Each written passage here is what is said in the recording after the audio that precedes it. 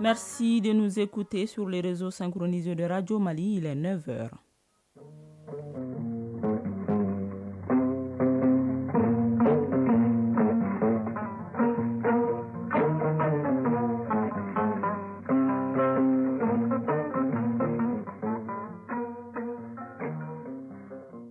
Le journal Barakissa Ouattara. Le sort des candidats du DEF est désormais connu. Ils sont 74 375 admis, soit un taux de réussite de 30,32% contre 47,86% l'année précédente. Le premier national a eu 18 de moyenne cette année. Une centaine de coopératives vient d'être dotées d'équipements agricoles et tricycles pour le développement de la filière karité au Mali. Le geste est du gouvernement du Mali à travers le ministère de la Promotion de la Femme, de l'Enfant et de la Famille, ministère pour un coût estimé à des dizaines de millions de francs CFA. Sport football CAN des moins de 23 ans, la compétition a donné hier son coup d'envoi. Le programme se poursuit aujourd'hui. Le Mali jouera sa première rencontre face au Gabon. Le résumé de l'actualité sportive, ça sera avec Isaac Chinou. Dans Focus Santé en fin d'édition, on parlera d'hémophilie, une maladie génétique et hémorragique. Elle provoque des saignements anormaux internes ou externes qui entraînent des conséquences énormes sur le malade. Voilà pour le sommaire, mesdames et messieurs, bonjour et bienvenue. Je le disais, les résultats du DEF session 2023 ont été proclamés hier. Il y a eu 74 375 admis sur les 257 479 candidats inscrits, soit un taux de réussite de 30,32%. Le premier national a eu 18 de moyenne, compte rendu Fadema Keita. Si l'année dernière, c'est-à-dire en 2022, on a enregistré 47,86%, cette année avec 30,32% des réussites au DEF, diplôme d'études fondamentales, le résultat est en légère baisse. Ce taux est le résultat de la rigueur, de la promotion de l'excellence et de la culture du mérite prônée par l'actuel ministre de l'Éducation nationale et son équipe. Mohamedou Keita, directeur national des examens et concours de l'éducation du Mali. La satisfaction, c'est que les mesures instruites par Madame la ministre de l'Éducation ont eu des effets positifs. Depuis 2 ans, vous avez pu le remarquer, nous sommes parvenus à sécuriser davantage les sujets. Les enfants, ils n'ont pas les sujets avant le jour J, souvent même avant leur H. Et maintenant, notre problème, c'est la lutte contre la fraude. Et là aussi, nous sommes parvenus à déjouer plusieurs tentatives de fraude qui avaient lieu pendant ces examens du DEF. C'est ce qui nous a permis d'être à ces résultats parce qu'ils reflètent le niveau réel des enfants. Les directrices des académies d'enseignement rive gauche et droite du sud de Bamako, qui ont recueilli respectivement 30,66% et 30,99%, avouent que ces résultats sont les fruits des efforts personnels des admis. Madame Kone Rukiatoudia, directrice de l'académie d'enseignement rive gauche. Il ne s'agit pas d'avoir un taux de 100%, avoir un taux de 70%, de 80%. Nous, l'idéal, c'est que le nombre d'élèves qui va passer, il faudra que ces élèves-là puissent être compétitifs sur le marché, que ce soit le marché international, que ce soit le marché national. Madame Konedidou Maman Traoré, directrice de l'Académie d'enseignement rive droite. L'Académie d'enseignement Bamako rive droite a 35 608 candidats inscrits, 34 767 présents, avec 10 767 admis, pour un pourcentage de 30,99%.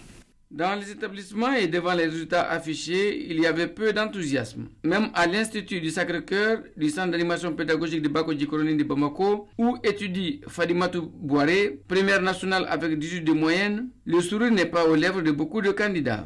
Fadimatou Bouaré, 9e C, Institut du Sacré-Cœur, première nationale au DEF 2023. Je suis très contente d'avoir été première, car c'est le fruit de mes efforts personnels.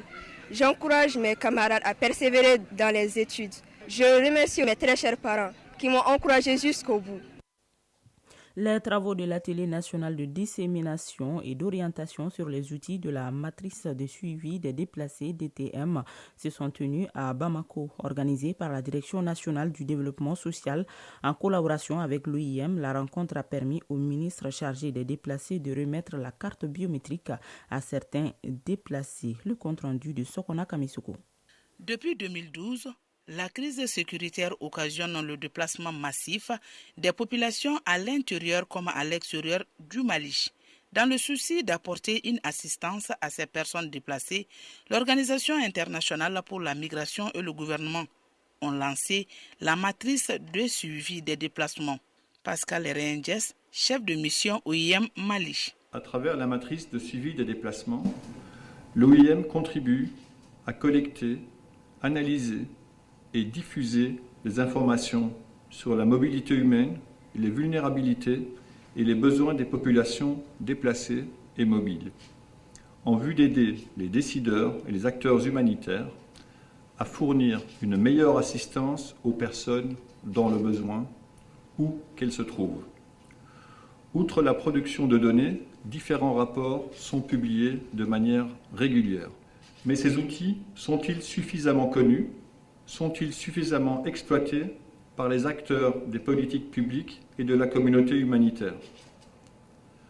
L'objectif de cet atelier est de partager la méthodologie DTM et de disséminer les différents outils mis en œuvre au Mali pour une meilleure compréhension et une appropriation au niveau de la communauté humanitaire et des acteurs des politiques publiques, notamment les membres de la Commission des mouvements de population. À travers cet instrument, il s'agit de collecter et de fournir des informations fiables sur les mouvements des populations. La finalité est de mieux prendre en compte les besoins de nos compatriotes en matière d'assistance humanitaire. Oumarou Diarra, ministre délégué auprès du ministre de la Santé et du Développement social, chargé de l'action humanitaire, de la solidarité, des réfugiés et des déplacés. En novembre 2014, la composante humanitaire de la DTM a été transférée avec l'aval du gouvernement malien à la Direction nationale de développement social à travers la signature d'un protocole. Ce transfert a permis au gouvernement du Mali d'obtenir une meilleure compréhension des caractéristiques des populations déplacées et retournées, ainsi que de mettre au jour leurs besoins et accès aux services sociaux de base. Ces informations sont collectées puis disséminées auprès de la communauté humanitaire et des pouvoirs publics afin de leur fournir une analyse complète des caractéristiques, mouvements et besoins des populations déplacées dans les pays et d'orienter les programmes d'aide humanitaire. La rencontre a été mise à profit par le ministre Diarra pour remettre la carte biométrique de certains déplacés. Le gouvernement du Mali, à travers le ministère de la Promotion de la Femme, de l'Enfant et de la Famille, appuie les femmes rurales du Mali. Elles ont reçu hier des équipements agricoles et tricycles dont le coût est estimé à des dizaines de millions de francs CFA. Le geste leur permettra d'être autonomes et de jouer pleinement leur rôle dans le développement du karité au Mali, nous dit Awa Ditma Kamara. Dans les pays en développement, la contribution des femmes dans le secteur agricole est considérable. Pour ainsi contribuer à l'amélioration des conditions de travail des femmes rurales dans le domaine du karité, le ministère en charge de la promotion de la femme dote une centaine de coopératives du Mali en équipement agricole pour favoriser leur autonomisation. Bokoum Binta Bokoum, coordinatrice du projet Karité. Améliorer les capacités de production, permettre à la femme d'abord d'avoir la qualité et surtout d'avoir la quantité. Donc en conjuguant les deux, ça va vraiment donner du poids à la production du beurre de karité au Mali. 1075 femmes pourront désormais travailler avec des équipements agricoles, des bassines plastiques, des tricycles, des bâches, des fourneaux, des moteurs pour moulins, des moteurs pour noix de karité. La liste n'est pas exhaustive. Nyakate Gundo Kamisogo, président de la Fédération des femmes rurales du Mali. Les femmes n'avaient pas d'équipement ces 2 dernières années. Nous avons eu beaucoup d'aide. Nous saluons nos autorités. Ces équipements sont vraiment un plus pour nous. Mariko Makone, porte-parole des bénéficiaires. Les équipements que nous recevons aujourd'hui vont nous permettre de doubler d'efforts sur 70%. Nous allons à 100 voire 150%. Des propos qui rassurent la donatrice car selon elle, les femmes sont au cœur de la politique des autorités actuelles. Wadidje Founé Koulibaly, ministre de la promotion de la femme, de l'enfant et de la famille. Un projet de partenariat entre le gouvernement du Mali et la Banque africaine de développement, la BAD, dont l'objectif est de contribuer à l'amélioration des conditions économiques des femmes de la filière carité au Mali. Cette cérémonie est la concrétisation de la volonté politique des autorités de la transition à améliorer les conditions de vie et de travail des femmes, piliers essentiels du développement. Direction la commune rurale de Sibi, à 50 km de Bamako, où le centre agroalimentaire de la localité a abrité la cérémonie de remise d'attestation de 30 femmes veuves de militaires qui viennent de boucler 4 jours de formation pratique. Une formation dans la transformation du manioc en attiéké, gari et amidon. L'initiative est du département de l'emploi et de la formation professionnelle en partenariat avec celui de la défense et des anciens combattants. On en sait plus avec Djeli Makandjabati et Bemba Sibi. Si la formation révèle l'aptitude et les terrains la compétence, eh bien, la formation pratique effectuée par 30 femmes veuves de militaires dans la transformation du manioc a permis à ces dames d'acquérir à la fois la connaissance théorique et l'habilité pratique. Aujourd'hui, elles savent fabriquer de l'attiéké, du gari et de l'amidon, 3 produits à base de manioc. Elles viennent de recevoir leur attestation de formation. Awasila, porte-parole des bénéficiaires. Ces 4 jours de formation nous ont permis d'acquérir des connaissances pratiques dans la transformation du manioc. Nous allons nous investir dans cette activité pour être plus autonomes. Cette initiative nous prouve que les autorités n'oublient pas les veuves et les enfants des militaires tombés sur le champ de l'honneur. Alassane Boré, directeur du centre agroalimentaire de Sibi. Je les invite à faire bon usage des connaissances et du matériel mis à leur disposition pour leur propre épanouissement. Un usage qui va permettre à ces femmes d'être autonomes. Ces 30 bénéficiaires sont la 2e cohorte de ce programme d'insertion socio-économique à travers la formation professionnelle initié par le département de l'emploi et de la formation professionnelle en partenariat avec celui de la défense et des anciens combattants. Colonel-major Brehima Samake, directeur du service social des armées. Ces femmes sont, à partir de cet instant, mieux préparées pour mettre en œuvre les nouvelles connaissances dans le domaine de la transformation des produits agricoles en vue de leur autonomie financière. Bakari Doumbia, ministre de l'entrepreneuriat, de l'emploi et de la formation professionnelle. Notre pays s'est engagé à promouvoir un développement inclusif et durable en faveur de la réduction de la pauvreté et des inégalités dans un Mali uni et apaisé. Au terme de cette formation, ces femmes ont été réparties en 3 groupes de 10. Chaque groupe a reçu des équipements de transformation composés de machines de presse, de broyeurs, de séchoirs, entre autres. Les nouvelles à l'international au Sénégal, le président Macky Sall a parlé d'un nouvel élan pour préserver la stabilité du pays après les violences du début du mois de juin qu'il a qualifié d'actes terroristes. Il n'a pas dévoilé son intention de briguer un 3e mandat, mais a promis de s'exprimer très bientôt. Au Burkina Faso, plusieurs responsables de la société civile et des journalistes ont été arrêtés début mai, accusés d'avoir lancé un appel à incendier le palais de Mogonaba, roi des Mossi, principal groupe ethnique du pays. Poursuivis entre autres pour attroupement, mise en danger de la vie d'autrui. Les accusés attendent la décision le 7 juillet prochain. Mali Actualité, il est 9h passé de 13 minutes.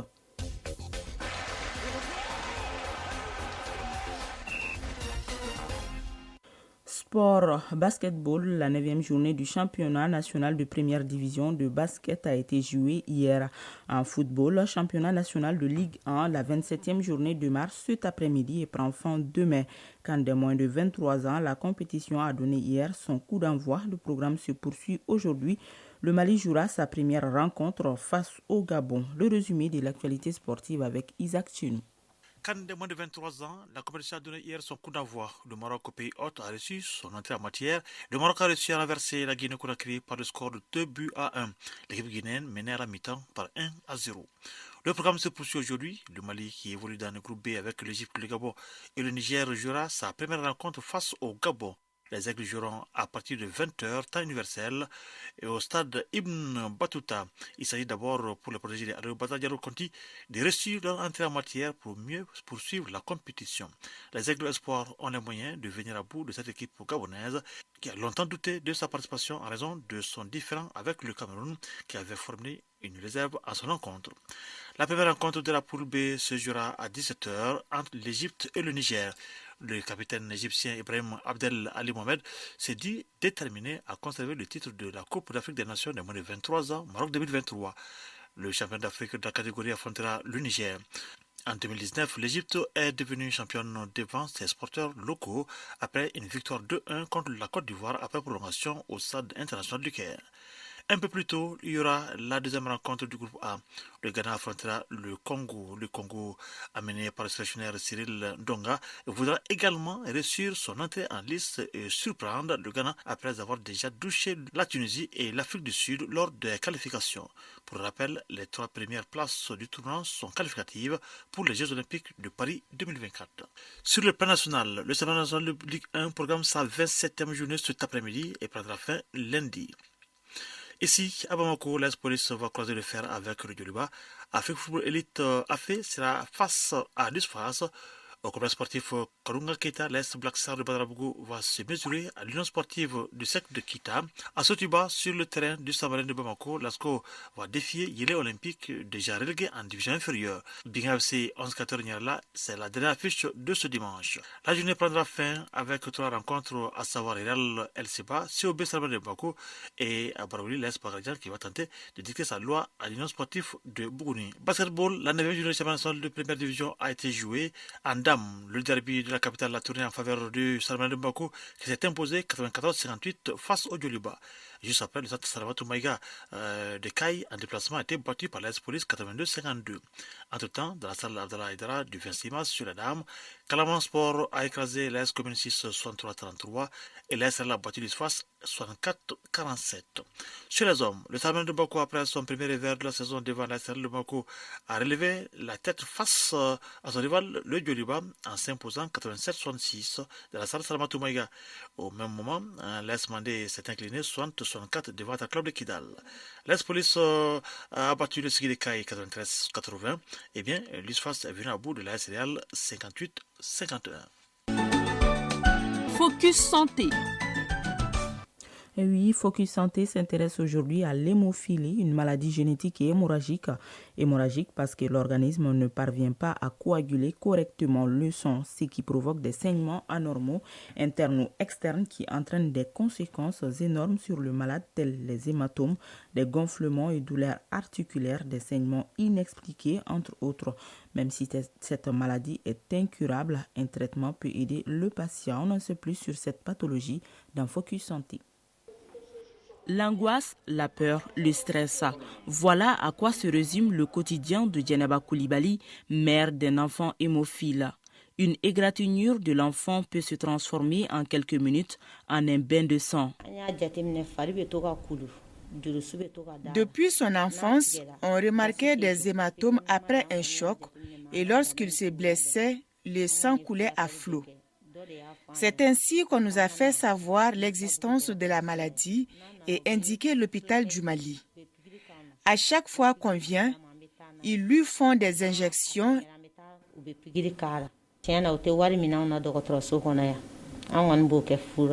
Le Mali compte à peu près 3500 hémophiles. Actuellement, ils sont 196 malades identifiés. Selon les spécialistes, l'hémophile hérite du gène de la maladie de ses parents. Professeur Yacouba Diallo, spécialiste en hématologie à l'hôpital du Mali. L'hémophilie, c'est une maladie héréditaire. Quand on dit héréditaire, c'est une maladie qui est transmise de parents à leurs descendants. Et ceux qui ont hérité de cette maladie ont des difficultés en cas de blessure à arrêter de saigner. C'est-à-dire que souvent des saignements, les blessures ne sont pas importantes, mais c'est l'importance du saignement qui est plus remarquable et c'est ce qui va attirer l'attention de la famille et de l'entourage. Dans les cas de saignement, si rien n'est fait rapidement, la mort peut s'en suivre. Les lundis, jour de consultation des hémophiles à l'hôpital du Mali, les patients reçoivent leur dose de traitement. Daouda Malé, commerçant de son état, en est à 12 injections par mois.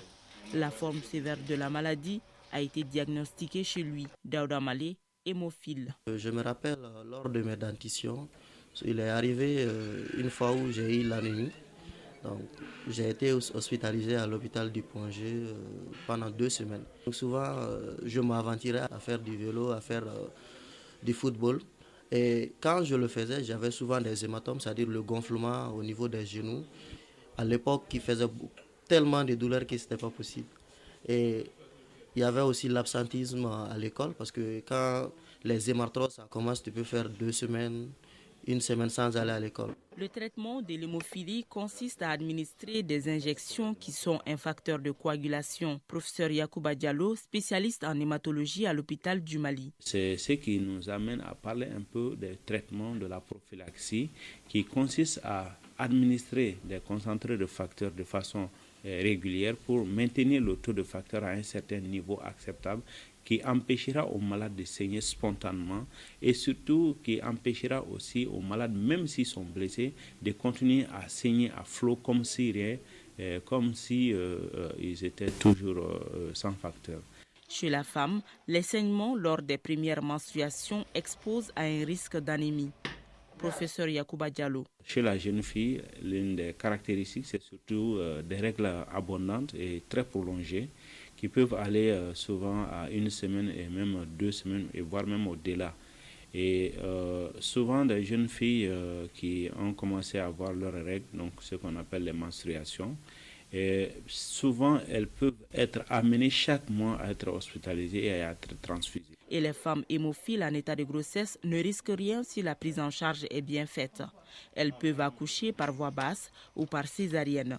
Professeur Yacouba Diallo. En période de grossesse, c'est que physiologiquement, c'est-à-dire que naturellement, la quantité de facteur 8 augmente. Et comme aussi dans certaines inflammations, la quantité de facteur 8 augmente. Mais cela ne va pas être suffisant pour pouvoir arrêter les saignements. Donc, si on sait qu'une femme qui est hémophile est enceinte, donc c'est une grossesse qui sera prise en charge de façon multidisciplinaire, c'est-à-dire qu'elle va engager la conjugaison des efforts de plusieurs spécialistes. En matière de prise en charge de l'hémophilie, le Mali est aujourd'hui une référence dans la sous-région. L'hémophilie n'est pas une fatalité car le malade peut faire sa vie sans présenter des signes de la maladie. La Lituanie a montré la preuve avec des équipes de basketball constituées uniquement d'hémophiles. La Focus Santé donc en rediffusion. Et c'est ce qui met fin à cette édition réalisée et coordonnée par Ousmane Daou. La mise en onde est assurée par Bintou Traoré. C'est une présentation de Barakissa Ouattara, mise en ligne Sekou Traoré. Merci à vous de l'avoir suivi et surtout restez à l'écoute. Le programme continue sur Radio Mali.